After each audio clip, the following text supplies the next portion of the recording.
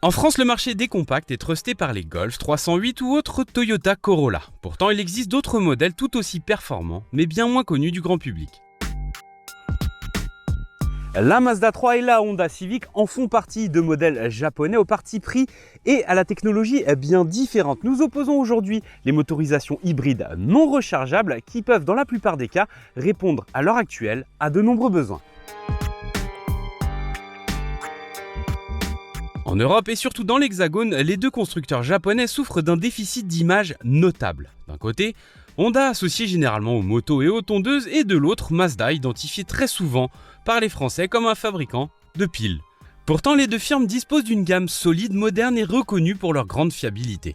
La Civic, c'est un poids lourd de l'industrie, 50 ans de carrière et près de 28 millions d'exemplaires vendus dans plus de 170 pays. Honda lance cette année la 11e génération qui semble revenir dans le rang en matière de design. Un look plus consensuel destiné à séduire une clientèle internationale. Soit tout le contraire de la Mazda 3 qui, avec ses lignes latines, revendique un sex appeal nettement supérieur.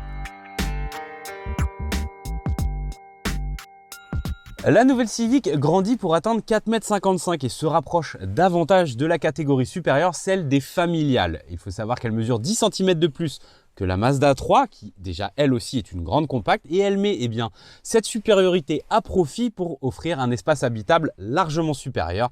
Il y a beaucoup plus de place pour voyager à l'arrière, au niveau des jambes et des coudes. Attention quand même à la garde au toit.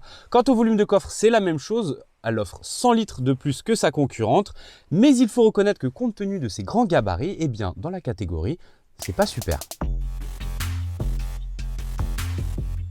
En revanche, les deux compatriotes se rejoignent sur un point, la qualité de fabrication de leur intérieur. Pas très émotionnel mais efficace, et le plus efficace est tout de même celui de la Civic qui présente une ergonomie moins complexe à utiliser grâce à son système multimédia tactile et ses commandes de confort physique.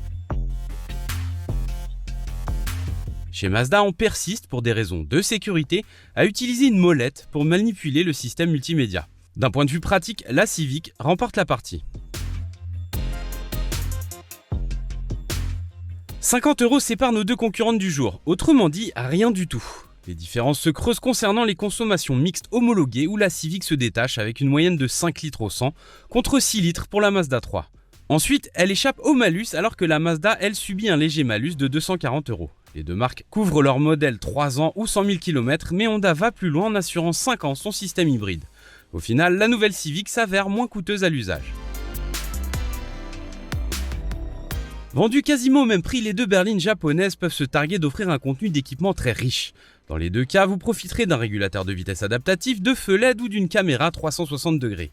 Les 3 ans de conception qui séparent les deux modèles se font toutefois ressentir car la Civic propose des équipements modernes tels que les connexions Android et CarPlay sans fil ou encore le chargeur à induction non proposé chez Mazda. Le rapport prix-équipement est en faveur de la nouvelle Civic.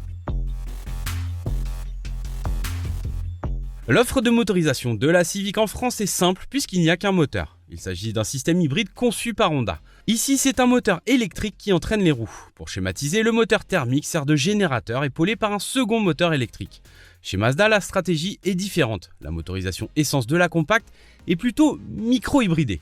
Mais la réalité est plus complexe. Les ingénieurs ont travaillé sur la compression, le mélange d'air et de carburant et surtout l'allumage pour parvenir à un rendement énergétique vraiment exceptionnel.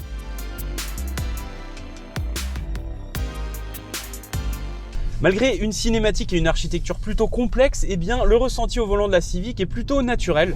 Les ingénieurs sont même parvenus à nous faire croire qu'il y avait une boîte de vitesse. On a l'impression qu'il y a des changements de rapport alors que c'est totalement faux. Ça fonctionne vraiment bien. Il y a du répondant à basse vitesse, c'est très agréable à conduire, mais on n'a pas vraiment l'impression d'avoir 200 chevaux sous le capot. À l'inverse du 2 litres de la Mazda qui nous séduit davantage par sa rondeur, sa souplesse, et aussi sa sonorité qui est quand même un peu plus prononcée. En revanche, en matière de consommation, il n'y a pas photo. La Civic met tout le monde d'accord avec environ 1,5 litre d'écart de mieux relevé sur le même parcours au profit de la Civic avec 5 litres de relevé contre 6 litres 7 sur la Mazda 3.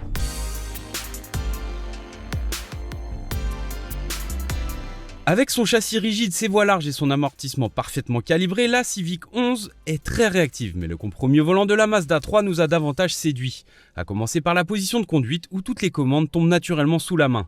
Précis, vif et rigoureusement maintenu, le châssis de la Mazda 3 satisfera les amateurs de conduite active sans se départir d'un beau niveau de confort. Vous avez sous les yeux deux modèles qui tiennent vraiment la route en matière de consommation. Alors aussi plaisante à regarder qu'à conduire, la Mazda 3 c'est un petit peu notre coup de cœur. Mais il faut bien l'avouer, la nouvelle Civic est une voiture rationnelle qui coche toutes les bonnes cases. C'est une voiture spacieuse, très bien équipée, avec un système d'hybridation qui offre des niveaux de consommation vraiment très bas. C'est remarquable, le tout proposé à des tarifs plutôt ajustés dans la catégorie. Et bien toutes ces raisons lui font remporter ce comparatif.